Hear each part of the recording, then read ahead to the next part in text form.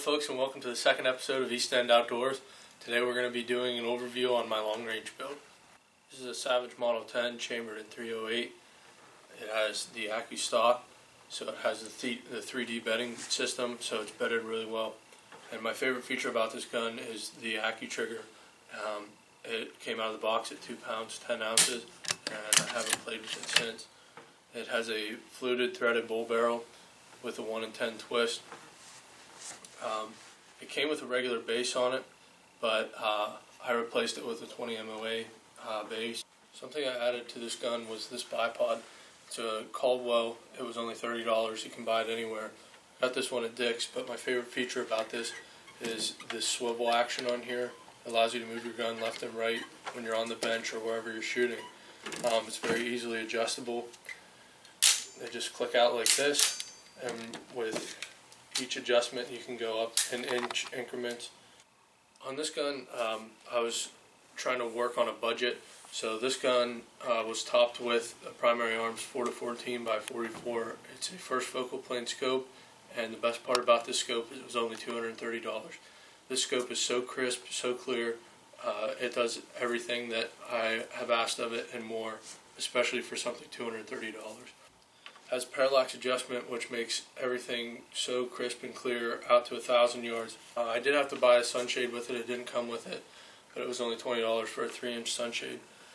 But some of the stuff that I don't like about this scope is these turrets aren't very crisp. I'm not sure if you can hear these clicks, but it's just not very crisp, and this turret doesn't align exactly on 0. So some of the things that I don't like about this gun. Don't get me wrong, this gun is great, and for the $1,000 exactly that I've put into this gun, I cannot complain. But some of the small features about this gun that I cannot stand is, first of all, I had single screw loophole rings on here, and they did not hold up at all. The scope was moving in the rings. Every time we would shoot, the scope would move forward or back, and I just couldn't deal with it. So I bought a set of 6-screw Vortex rings for $40, and they have made a world of difference. The scope does not move, and I can't say whether I can attribute it to the recoil of the gun or to the weight of the scope. Another problem I've experienced with this gun is this gun comes standard with a 10-round magazine, and I don't like that it sticks out down here. It sticks way down below this trigger guard, and it's not a big problem, but it's just something I'm not used to. And the other problem with that clip that I've experienced is it doesn't seat correct. Another thing that I don't like about this gun is the 3-point safe, and I know that it's not a big problem, but it's just something I'm not used to, and I'm used to 2-position tang safeties, and it's just a little different for me because you can't open the bolt on safe. And the last little minute detail about this gun that I cannot stand is the fact that when you get to here, closing the bolt, it gets extremely tough. You really have to torque down on it to get it to close.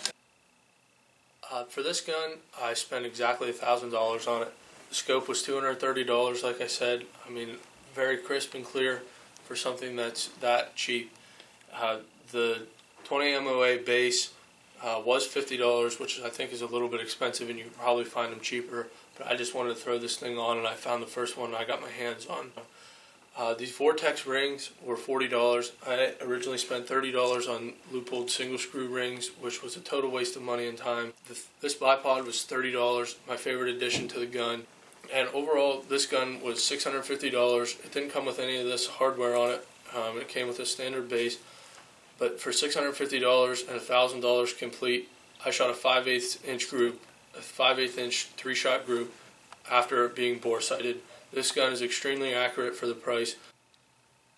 Thanks again for watching. Follow me on Instagram at East End Outdoors, and I hope you like this video, and I hope it inspires you to do your own long range budget build.